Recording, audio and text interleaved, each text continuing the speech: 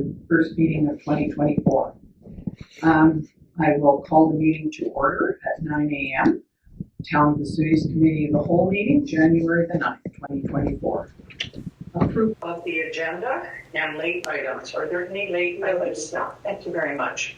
Could I have a motion, please, to approve the agenda? Thank you, Councillor King, Councillor Federica, all in favor. Thank you.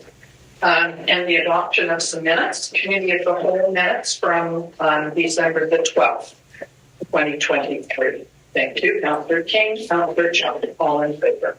Thank you. Councillor Bennett is not here today. He is on holiday. And I don't believe he can sign in. Oh, he can. He's in Mexico, I think, and I just was wondering if that was a problem. However, we'll see if he does.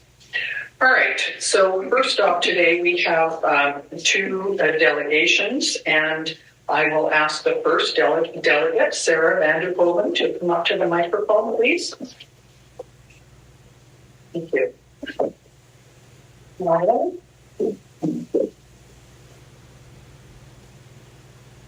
Sarah Vanderhoeven, 10129 74th Avenue, Osoyoos, BC. And I'm here today to address the matter that weighs heavily on each homeowner, resident, and business owner in our community. The recent tax hikes and water and sewer levies. To begin, I must highlight a fundamental issue that has not only caused confusion, but also distrust amongst us. Communication, or rather the lack of thereof. As we navigate these financial adjustments, it is distressing to note the silence from those we have entrusted with our welfare. This silence has led to a lack of understanding among the townspeople.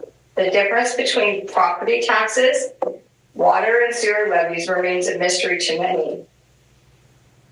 Taxation and levies are not simply line items on a bill. They are contributions to our shared future. And it's the duty of our elected officials, particularly the mayor and council, to ensure every citizen has an understanding, not just the what, but the why and the how of these financial decisions. Let's consider the water and sewer levies as a case in point. Property taxes are a general fund that supports different public services, while water and sewer levies are typically earmarked for the maintenance and upgrade of our vital infrastructure. Without clear communication on this differentiation, residents are left to wonder where their hard-earned dollars are flowing. Now, it's not unheard of to hold retrospective discussions about the actions of previous councils, within which Mayor Sue has been a participant for numerous years. Yet accountability is not a matter of pointing fingers, but rather taking ownership and initiating change. Mayor Sue, the community is waiting for that proactive voice, the beacon that illuminates not only the challenges, but the forward path. We need to hear from you.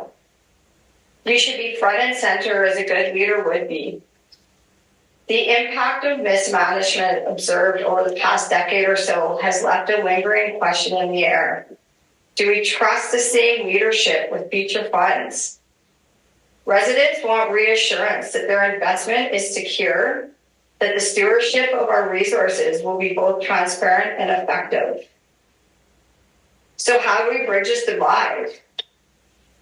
I was here back in September, talked to you guys about this then. Communication. The solution starts with proactive and accountable communication. There are a few tangible steps I put together just to bring across your desks if you haven't been listening to what people are saying. Transparency. Implement a clear, transparent reporting system for tax and levy expenditures.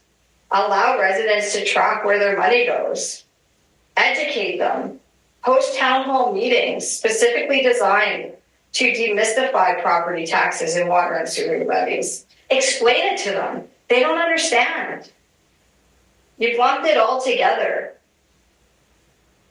They don't get what you guys are talking about. You have to educate the people. Regular updates. Provide quarterly updates on infrastructure, projects funded by levies, including progress reports, financial audits. Give them some information. Open forums. I applaud you for the January 16th meeting. I think that you're going to see a lot of people be able to ask questions and get answers that they need. Provide these platforms for questions and suggestions. Let the community's voice be heard. Mayor Sue, the community seeks your leadership now, more than ever. We look to you to spearhead these changes, to articulate the council's strategies for improvement and progress. Let us remember that a divide in understanding leads to a divide in community spirit. It is only through clear, consistent, and transparent communication that we can rebuild trust and foster a community united, not in confusion, but in the common goal of prosperity and well-being. I really hope that you guys take heed to what I'm saying to you. It's not about mayor pointing. It's not about us versus you. It's about let's get together and work together and provide the people with the understanding. Thank you. So, thank you, John. Also, could anyone have any questions or concerns? Okay, thank you. Mr. Longley, you're next. Thank you. Go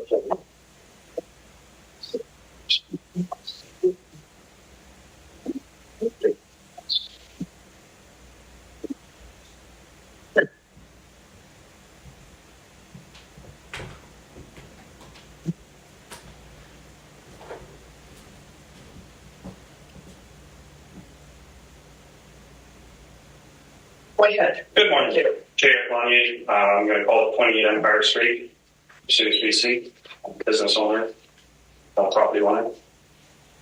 First of all, I'd like to thank you for giving me the time and listening to me now. I think you know by now that I'm not the only person disappointed with the new budget. That's probably clear. What makes it much worse, though, is that it feels as though you completely ignored the local residents and the business impacts that your decisions make on. We spoke about it in September. I offered my views from a business perspective and what a business owner does to run their business. And it seems that almost fell on deaf ears. We've been watching the council meetings and we haven't seen you guys really debate on any of the subjects at hand.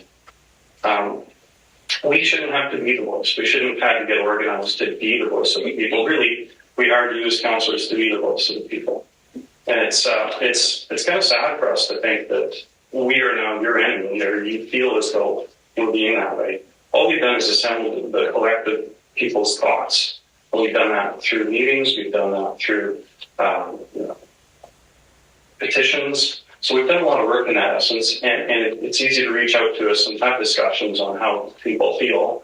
And of course, they elected you, and that's what they expect is for you to sort of represent their needs and their space in this community, right?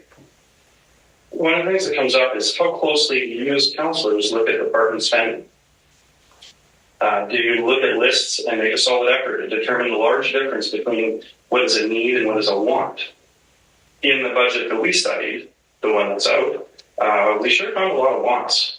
And that's the frustration for us is, do we need all these items at a time when infrastructure needs to be worked on? Do you use that theory or that approach to adjust the direction of the town spend? I heard you loud and clear, because I've spoken with you, that your position doesn't pay enough for you to go into details, and you have to trust the staff in areas where they're strong. But that simply isn't enough when the community at large is at risk of losing residents, the risk of losing commerce, and even worse, we might be at risk of losing the schools if we lose the wrong demographic in our town. So businesses are already losing money as locals are watching their pennies in fear of not being able to budget. Again, that goes to what Sarah was saying. They don't know what's coming. They don't actually know. Even if they call in town and speak with Jim and get an idea of what their taxes will be, we still don't have mill rates and they still are scared of what's coming, right? Some businesses are choosing to close, others are working on relocation strategies, which is a big fear for me. I look at that and I think if businesses are going to relocate to a more business-friendly community like Oliver, we're all in trouble. Staffing is bordering on impossible in this town, and with a tax hike that's not working class friendly, we might be exacerbating that already seemingly impossible situation. In short, it was really hard to be in business here the last few years, and instead of your leadership working hard to solve some of the already difficult problems, we've simply added a new one. Businesses need to stay competitive, but it's your job to make sure that Osoyoos stays competitive to bring businesses to town and to keep the ones that are already here. So speaking of good business models, should it be fair to assume that when the town creates a budget of $50 million, there should be some business-mindedness and a business approach to it? I think there should. So the first rule of competitive business is have 3 quotes. Do you have 3 quotes on the water and the sewer? Have you made the effort to get more quotes on the water and the sewer? Can you show us that you've made those efforts? We've built an amazing team of volunteers that know the town water and sewer. They would act as a non-biased consultant on this problem. Why did a group of citizens have to form this group? It's a question you should ask yourself. This clearly is the biggest expenditure in the history of this town. We're trusting a firm that has an unperfect track record in the last few years, and we have lots of proof of it. Our group can speak to this point in detail if you want to make time to meet with us. This group has uncovered some alarming issues with maintenance, specifically of sewer cells, that are causing some issues. You may want to speak with them about that. If the knowledge is right here in town and only a coffee visit away, maybe it's time you talk with present and past employees instead of firing the good ones and putting a hush order on some of the staff. My last little bit is more pointed at you, Rod. It's to determine your level of commitment to our community. How long would you say you consider yourself a resident of Osoyoos at this point? Is it my last question? No, I'm sorry, can't. Yeah. Well, keep asking questions, no answers. How long do you see yourself remaining as a part of a beautiful community? I'm assuming, from what I've heard, you want to retire here, so I'm going to take that as the answer. So there can only be 2 possible reasons for you to have an Alberta license and insurance on your vehicle. One is that your head is still in Alberta and you're ready to cut and run at any moment and you're not actually invested in the community. 2 is that you really think you're above the law and you shouldn't have to pay your fair share of broad infrastructure like you're making us do. So in essence, you see yourself better than others and you feel happy to cheat the system. And this, ladies and gentlemen, is the reason, is the person you're allowing to lead this town. I gave you those notes there because you are in control of our town. We expect you to question things that are brought to you. I'm told that in the past, councillors had big deliberations with the CAO and make sure that they spoke for their people. We don't want big city tactics in our small town. Thank you very much. Go ahead, Councillor Chong. First off, I would very much like to thank you, Mr. Lonnie, for coming in today and expressing your concerns. It takes gumption and respect for democracy to speak in front of elected council, especially in an era of governance where there's ample misinformation and negative discourse. An era where, through tools like social media, everyone is given a voice and the opportunity to exercise their fundamental right of freedom of speech, which is a beautiful thing. But also, which is why, in the spirit of renewed transparency and communication, I would like clarification on some of your own points. Okay. Have you read the 2023 Osoyoos Water System Infrastructure Plan? We've tried to, yes. We've got a group that works on it. There's a difference between try and have. Is that yes or no? I'm not an expert. As you said, you were not an expert. You stated, Councillor John, you stated that you weren't analyst when you read the budget. You spoke to all of us and said, well, I'm not an accountant, so I don't get all of that. I'm the same way with water and sewer, and that's why we've had to put together a committee. And we've been lucky enough to have past water and sewer people join the committee. People that have retired here were very smart at that stuff. So they studied in bigger detail. Now, if you guys have an on-water problem, and you need to make sure the trucks are all functioning down, and the tractors are doing what they're supposed to do, I'd be an expert at that. That's fantastic. But you serve as a voice. I do serve as a voice. Somebody has to be strong enough to make a representation. So the message should be fact-checked. The message is fact-checked. 25th. So let's go back to, let's start with your December 19th Facebook post. I have a few thoughts about that one. Did you have your memory? It's awesome. It says, Lord, is this awesome? So your first point, and I quote, is when it comes to water, do we have failing water mains? No. We have 23.7 kilometers of asbestos concrete, which is nearing, if not at, the end of its service life. Can I speak to that point? Yeah.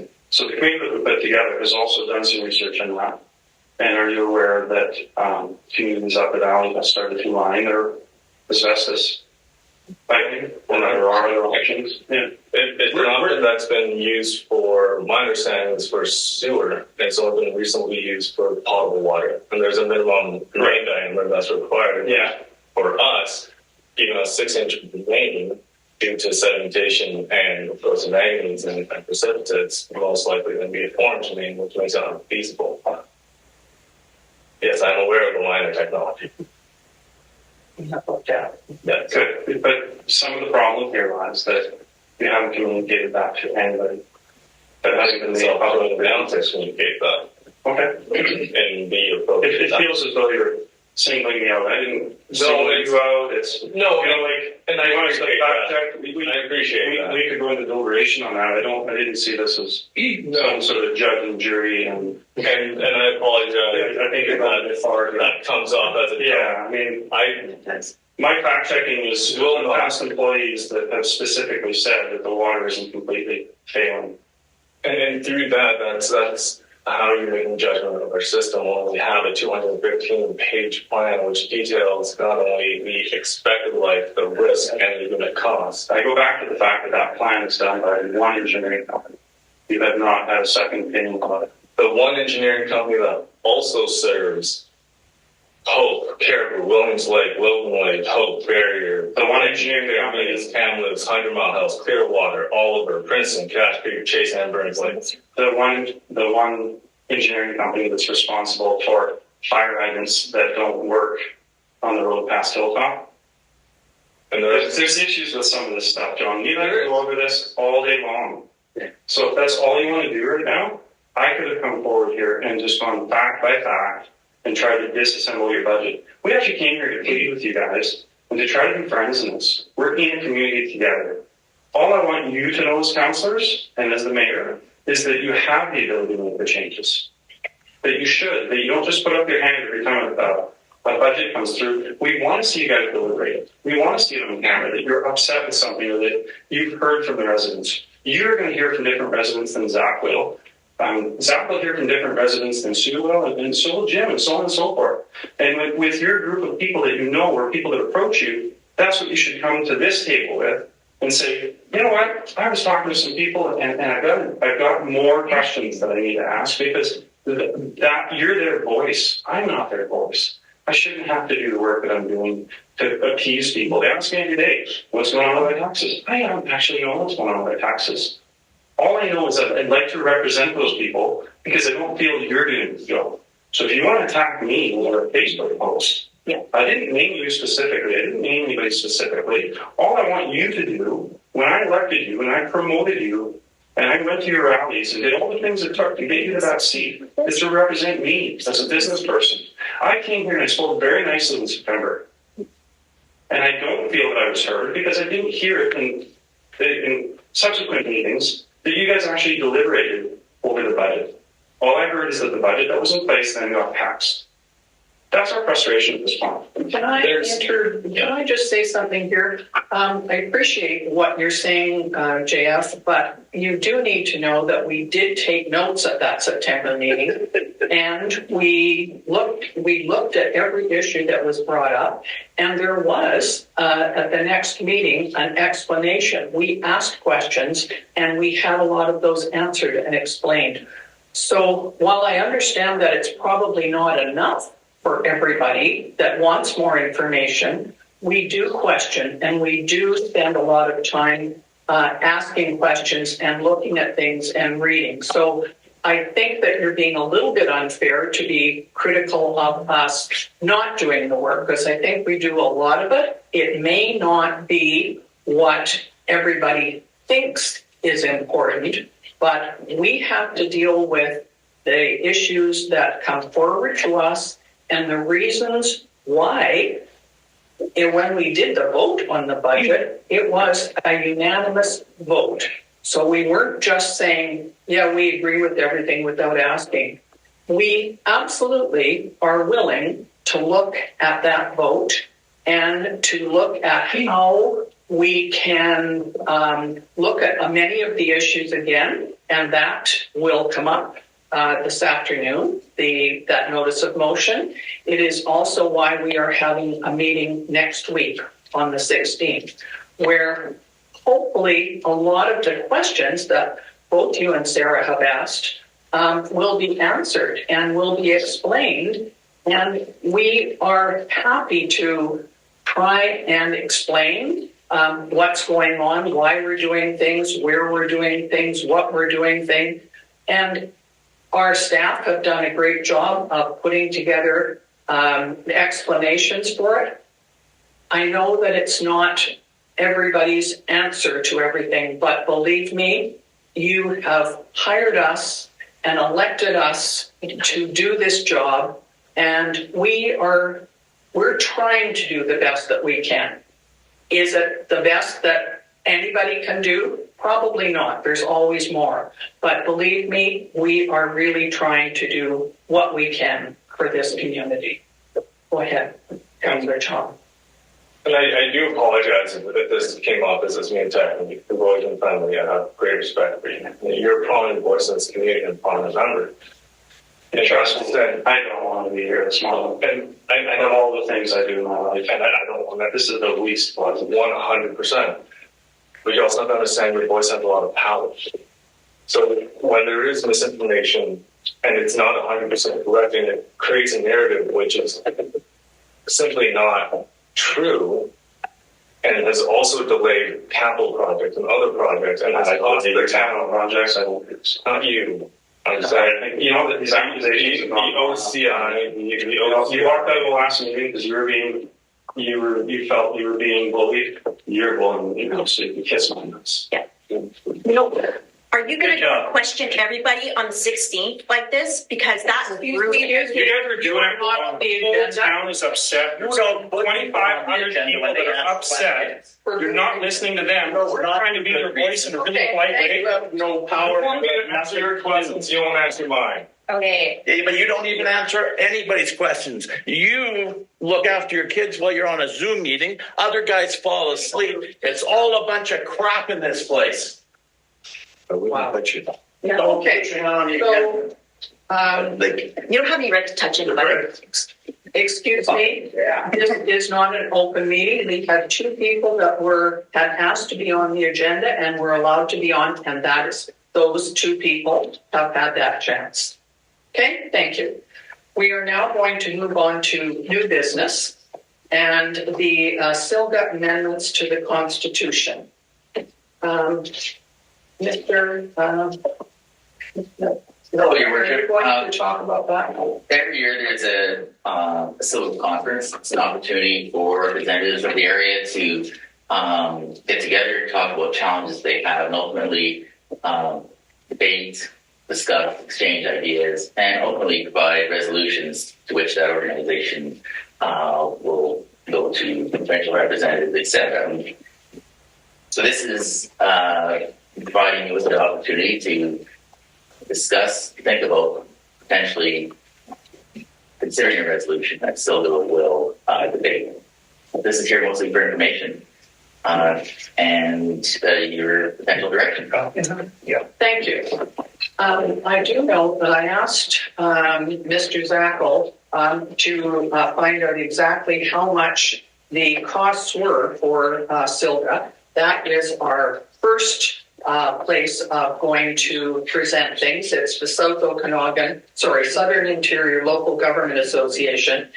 It is, it's the first step towards UBCM. So we would go to those meetings, most of us. We would then have, make recommendations there and vote on them. If they are agreed by SILGA, then it then goes to UBCM, which we attend as well, which is all of us, Union BC municipalities, which is usually in Victoria or Vancouver or Whistler each year. So the cost for us, one of the things that we've been asked is a constitution fee amendment. The cost for 2023 was $750 was the amount that was paid to SILGA. The recommendation is for 2024 that there's be a 5% increase, which would bring it up to $782.